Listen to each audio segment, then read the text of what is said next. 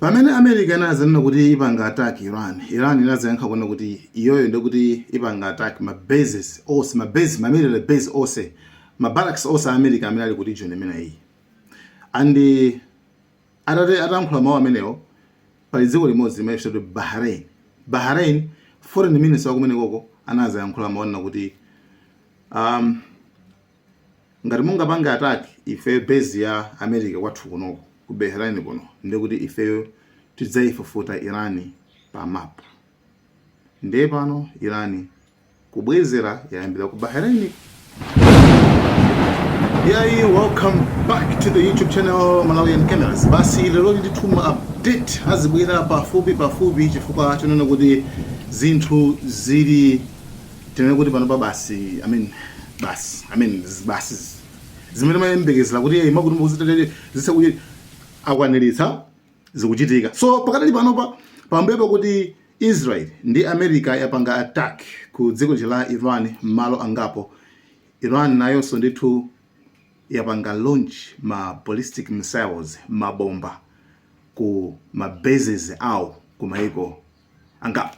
Pakati panopa amene atsimikizika tofati kambeza zimene zatsimikizika ndi maiko kwana awiri, Bahrain komanso UAE ku Abu Dhabi kumene kuli largest military base kuli ndithu military base ikulu kwambiri ya America kumene koko. So Iran yaponya kale mabomba ku dziko la Bahrain kumene koko ndithu especially ku base ya America yo pakali pano ndithu zili confirmed zimene zatsimikizika. So pano pamene ku UAE kumene konso ndithu aponyaso mabombaso pamene ena apangidwa intercepted komano ena ndithu agwera ndithu alowa ndithu eya. So even so pamene mtolankhani wa Al Jazeera pamene amayankhula kuti makuti zili muti mu 5 minutes imene ndithu pa mabomba anali ndithu akugwa ku dziko la UAE ku Abu Dhabi. So anthu akuti ma tourist amajambula kuti itona zimene zochitika zema kuti so dziko la mtendere ngati limene lili ndithu lapangidwa nayo involved mu nkhondo chifukwa choti America nayonso ili ndi mabase yawo kumene koko. So the message inali clear makamaka ku dziko la Iran. Message inali clear, anawuzira kuti kukhala chaos, musaona ngati kuti mukangopanga attack zikhala kuti zili mmene basi feri kha basi yaboneniyo pa ndi America basi kungoti mupanga attack just mudziwo kwanza kuti ma bases anu onse ku dziko la kunoko like ku region kunoko sali safe. Mwina ena sambatha kumvesa kuti ma base a America ali bwanji. So mupange chithunzi chichi mutakuona umundi mmene ma base yawo mmene alili like Iran ali pakati then koseko kujani kuli ma Americans.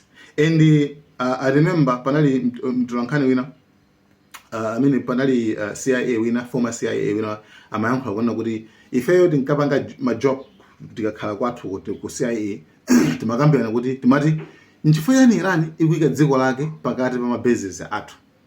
You understand? Like chifukwa yani Iran ikuika dziko lake pakati pa ma barracks athu.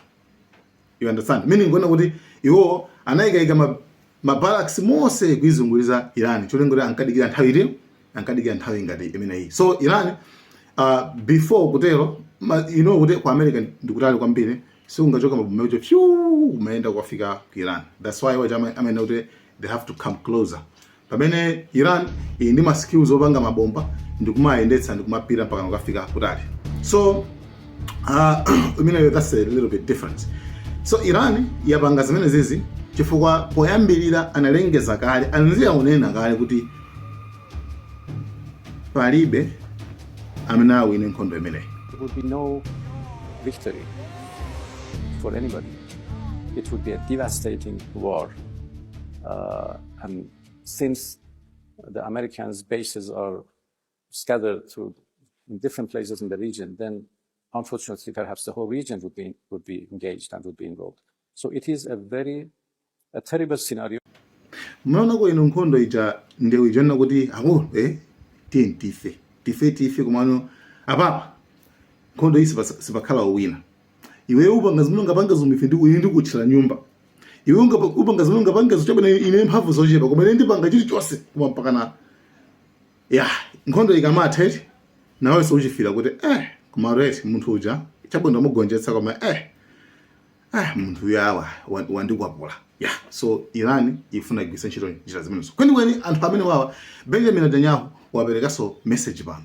Message imene apereka Benjamin Netanyahu wanena kunena kuti ife tapanga attack Iran mogwirizana ndi America chifukwa choti tofuna tichotse existential threat. Tifuna tichotse ndithu chiopsezo chimene chilipo makamaka chimene chili nacho America chiopsezo chiopsezo chimene chipita kwa America. America ikunena kuti iyo ndi dziko limene lili la powerful kwambiri, dziko limene lili ndi zida kwambiri, koma kuti tikuchotsa chiopsezo. Like mukuopa so ndani iniyo ndi amene mukuti number 1 military. Trump wayankhula zimenezo, even Larosa wayankhula zimenezo kuti iweyo ndi number 1. Palibe so even close, palibe so even amene akuyandikira, palibe so ndi mmodzi amene akuyandikira. Napo tenga mphamvu maite ya America, komano lero akuti yayi ife tikuchotsa chiopsezo chake chiti mukuopa so. Right, so nkhani ndi imene panopa ndi Abbas Araghchi, foreign minister, anayankhula statement one day ago.